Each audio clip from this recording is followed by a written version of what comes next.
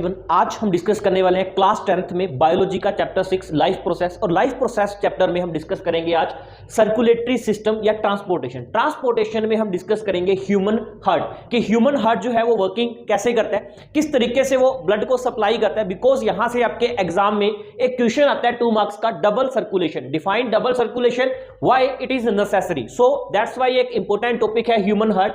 Human heart की जो working है वो कैसे है, इसकी शेप क्या है, साइज क्या है, पोजीशन क्या है, किस तरीके से ये वर्क करता है, इन सभी चीजों के बारे में हम डिस्कस करेंगे। आइए शुरू करते हैं इस सफर को। फर्स्टली अगर मैं बात करूं ह्यूमन हार्ट की, ह्यूमन हार्ट हमारी लेफ्ट साइड में प्रेजेंट है स्टर्नम कैविटी के अंदर, या इसे हम थोरेसिक कैविटी भी बोल देते हैं। हमारी बॉडी में जैसे कैविटी जो एब्डोमेन है ये एब्डोमिनल कैविटी, जो चेस्ट है इसे हम थोरेसिक कैविटी बोलते हैं। तो हार्ट की जो पोजीशन है लेफ्ट लंग के बिल्कुल बेस में थोरेसिक कैविटी या आपने बोले स्टर्नम कैविटी के अंदर होती है। हार्ट की अगर मैं शेप की बात करूं तो हार्ट की जो शेप है वो ह्यूमन फिस्ट, इंसान की जो मुट्ठी है, अगर हम उसे उल्टा ये वाला पार्ट इसका बेस ऐसे रख दें तो ये जो शेप है ये ह्यूमन हार्ट की शेप है। ह्यूमन हार्ट का जो वेट है ये 250 टू 300 ग्राम होता है। ये वेरी करता है मेल और फीमेल्स के अंदर फीमेल्स में 250 ग्राम, मेल्स में 300 ग्राम होता है। ह्यूमन हार्ट में ब्लड जो पंप होता है वो ब्लड कहां से आता है, कहां जाता है, किस तरीके से जो हार्ट है वो ब्लड को पंप करता है, इसके बारे में हम डिस्कस करेंगे।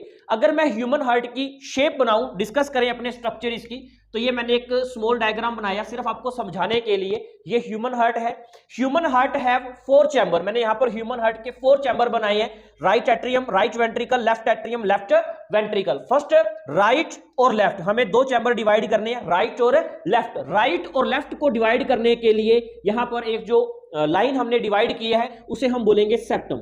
हमारी बॉडी में कोई भी 2 पार्ट्स को जब डिवाइड करते हैं, नोज को, नोस्ट्रिल्स को डिवाइड किया गया 2 पार्ट्स में, so it is also called septum. तो इसे भी हम क्या बोलेंगे, सेप्टम। सेप्टम के बाद हमारे ह्यूमन हार्ट में 4 चैम्बर है इस तरीके से। ये हो गया जी right atrium, right ventricle, left atrium, left ventricle. जो वेंट्रिकल होते हैं इनमें ब्लड का प्रेशर ज्यादा होता है और जो साइज है इनका वो बड़ा होता है, जो एट्रियम है उनका जो साइज है वो छोटा होता है। ये ह्यूमन हार्ट की एक सिंपल सा आउटलाइन डायग्राम है। ह्यूमन हार्ट के 4 चैम्बर हैं, बट ह्यूमन हार्ट में ब्लड किस तरीके से आएगा और ये ब्लड को किस तरीके से फिल्टर करके, पंप करके बॉडी में सप्लाई करता है। तो सबसे पहले हार्ट में पूरी बॉडी से वेना केवा मींस जो वेन्स हैं हमारी बॉडी में वो डीऑक्सीजनेटेड ब्लड इकट्ठा करेंगी और लेके आएंगी राइट एट्रियम में। अलग अलग ब्रांचेस वेन्स की ब्लड को इकट्ठा करेंगी और लास्ट में हमारे पास 2 जो ब्रांचेस हैं वो बचेंगी, जिन्हें हम बोलते हैं superior vena cava and inferior vena cava. Superior vena cava and second one inferior vena cava. ये जो सुपीरियर और इंफीरियर वेना केवा है ये कैरी करती है डीऑक्सीजनेटेड ब्लड। ये पूरी बॉडी से डीऑक्सीजनेटेड ब्लड को कैरी करेंगी, अलग अलग ब्रांचेस, अलग अलग ऑर्गन से, और कैरी करने के बाद ये लेके आएंगी राइट एट्रियम में। जैसे ही राइट एट्रियम पूरा फिल हो जाएगा तो राइट एट्रियम का जो ब्लड है प्रेशर के थ्रू वो एंटर करेगा राइट वेंट्रिकल में। अब राइट वेंट्रिकल में जब ब्लड जाएगा एट्रियम से वेंट्रिकल में, तो यहां पर एक वाल्व लगा होता है जिसे हम बोलते हैं एट्रियो वेंट्रिकुलर वाल्व। इस वाल्व को हम बोलते हैं एट्रियो वेंट्रिकुलर वाल्व। ये जो वाल्व है ये करता है, ये रीगर्जिटेशन को रोकता है, मींस ये बैक फ्लो को रोकता है। जो ब्लड है वो सिर्फ राइट एट्रियम से राइट वेंट्रिकल में एंटर करेगा, वापस वेंट्रिकल से एट्रियम में नहीं जा सकता। जैसे ही राइट एट्रियम पूरा भरेगा ब्लड जाएगा राइट वेंट्रिकल में। जैसे ही राइट वेंट्रिकल कंप्लीटली फिल हो जाएगा, फिल होने के बाद यहां से एक आर्टरी निकलेगी इस तरीके से, और इस आर्टरी को हम नाम देंगे पल्मोनरी आर्टरी। देखिए जनरली तो आर्टरी के अंदर ऑक्सीजनेटेड ब्लड होता है, बट पल्मोनरी आर्टरी एक एक्सेप्शन है जिसके अंदर कौन सा ब्लड है, डीऑक्सीजनेटेड ब्लड है।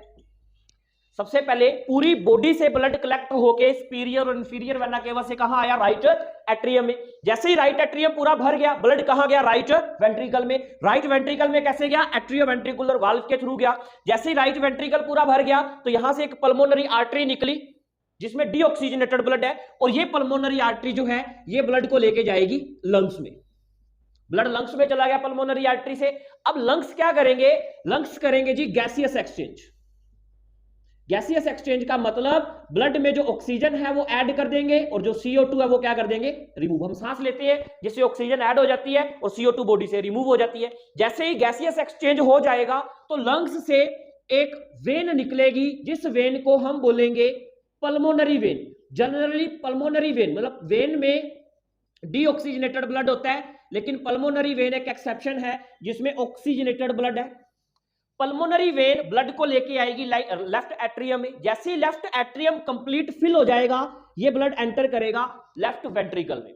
लेफ्ट वेंट्रिकल में कैसे करेगा, सेम यहां पर भी एक वाल्व होता है जिसे हम बोलते हैं एट्रियो वेंट्रिकुलर वाल्व। ये वाल्व भी वन साइडेड फ्लो करते हैं कि ब्लड जो है वो सिर्फ लेफ्ट एट्रियम से वेंट्रिकल में जाएगा, बैक फ्लो नहीं करेगा। देखिए चारों चैम्बर कंप्लीटली फिल्ड हो चुके हैं। फर्स्टली राइट एट्रियम में ब्लड आया, सुपीरियर वेना केवा और इंफीरियर वेना केवा पूरी बॉडी से डीऑक्सीजनेटेड ब्लड को इकट्ठा करके लेके आई।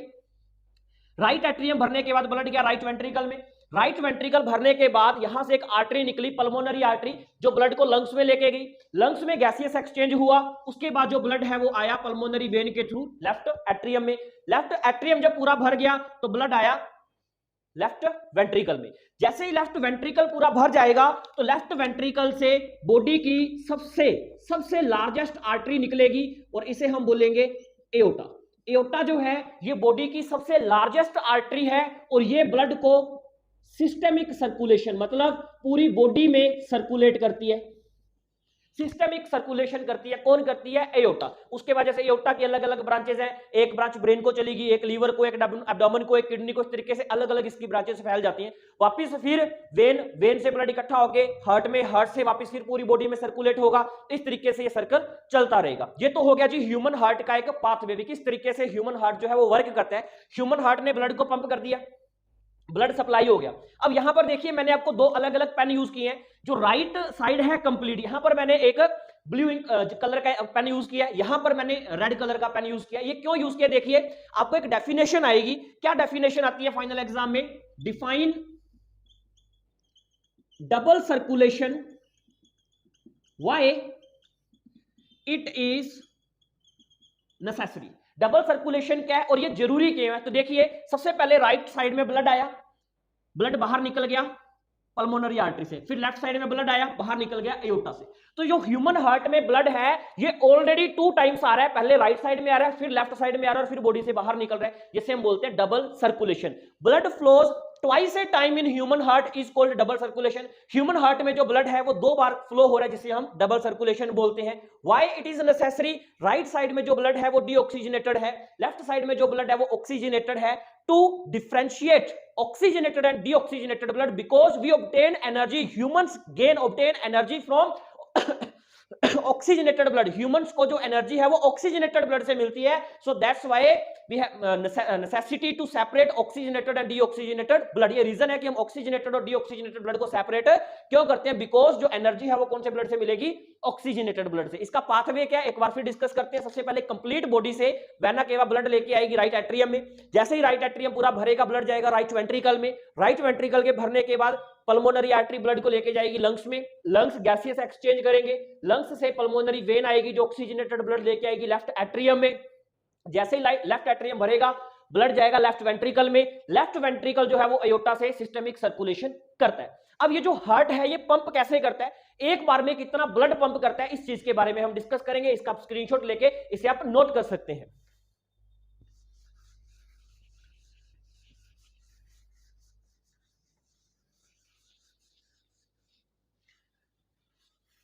अब हम डिस्कस करते हैं कि जो ह्यूमन हार्ट है ये कितना ब्लड 1 मिनट में पंप करता है, जिसे हम बोलते हैं कार्डियक साइकिल। कहीं पर भी वर्ड आपको मिले कार्डियक, कार्डियक वर्ड का मीनिंग होता है हार्ट, रीनल वर्ड का मीनिंग होता है किडनी, कार्डियक वर्ड का मीनिंग हो गया हार्ट। हार्ट का साइकिल क्या है, आउटपुट क्या है, तो नॉर्मल जो हार्ट रेट है, हार्ट रेट कितनी होती है 70, अपने चलो 70 मानते हैं, approx 70 beat per minute. 1 minute में हमारा हार्ट 70 बार धड़केगा। 60 to 90 नॉर्मल बीट है, वैसे 72 बोल देते हैं अपने कैलकुलेशन को इजी करने के लिए, 70 बीट पर मिनट मानते हैं। ईच बीट में जो ब्लड पंप है वो कितना करता है heart, blood pump in each beat, एक बार जब हमारा हार्ट धड़केगा तो उसमें टोटल 70 ml ब्लड फ्लो होता है। तो हमारा कार्डियक आउटपुट क्या हो गया, एक बार में कितना हार्ट ब्लड पंप कर रहा है 70, एक मिनट में कितनी बार धड़क रहा है 70, तो टोटल कितना हो गया 4900 ml। अप्रोक्सीमेट ह्यूमन हार्ट एक मिनट में 5 लीटर ब्लड पंप करता है। बिकॉज एवरी बीट, एक बार दिल हमारा धड़केगा तो 70 ml ब्लड पंप करेगा, और 70 बार एक मिनट में धड़केगा, तो 70 बार धड़केगा तो एक बार धड़कने में 70 ml ब्लड होगा। 70 × 70 4900 ml ब्लड पंप होता है पर मिनट। एक मिनट के अंदर ये हमारा कार्डियक आउटपुट है। अब हार्ट जो है ये कैसे ब्लड को पंप करता है? नॉर्मली हमारे हार्ट को जब ब्लड पंप करेगा उसका जो ब्लड प्रेशर है वो होना चाहिए 120/80 mm of Hg। mm of Hg होता है मिलीमीटर ऑफ मर्करी, ये इसकी ऐसा यूनिट है। अब ये 120 क्या है और 80 क्या है, इसके बारे में भी डिस्कस करते हैं। ये जो बीपी है, ऊपर वाला बीपी, ये नीचे वाला बीपी, नॉर्मल लैंग्वेज में मींस सिस्टोलिक प्रेशर अपॉन में डायस्टोलिक प्रेशर। अब ये सिस्टोलिक प्रेशर और डायस्टोलिक प्रेशर क्या है? हमारा हार्ट ब्लड को पंप करता है कॉन्ट्रैक्शन और रिलैक्सेशन से। कैसे? जैसे ये हमारा ह्यूमन हार्ट है, जैसे इसमें ब्लड भरेगा तो ये कॉन्ट्रैक्ट करेगा, फिर ये रिलैक्स होगा, फिर कॉन्ट्रैक्ट, फिर रिलैक्स, फिर कॉन्ट्रैक्ट, फिर रिलैक्स। कॉन्ट्रैक्शन और रिलैक्सेशन से कंप्लीट बॉडी के अंदर जो ब्लड है वो फ्लो होता है। So systolic pressure is called contraction. जब हमारा हार्ट कॉन्ट्रैक्ट करता है तो उस प्रेशर को हम सिस्टोलिक प्रेशर बोलते हैं। Diastolic pressure is called relaxation. जब हमारा हार्ट वेट करता है उसमें ब्लड आता है, फिल होता है, उसे हम डायस्टोलिक प्रेशर बोलते हैं। ये जो प्रेशर है नॉर्मली 120/80 mm ऑफ Hg होना चाहिए ह्यूमन हार्ट के अंदर। ये हमने कुछ इंपॉर्टेंट बातें डिस्कस करी है कार्डियक साइकिल के बारे में, ह्यूमन हार्ट के बारे में। अगर आपको ये कंटेंट अच्छा लगा इसे आप लाइक, शेयर और कमेंट जरूर करें, और मेरे चैनल को सब्सक्राइब करें ताकि मैं अच्छी अच्छी ऐसी वीडियोस बनाता रहूं। नेक्स्ट अपने किसी और टॉपिक की वीडियो के साथ मिलते हैं कल, तब तक के लिए थैंक यू।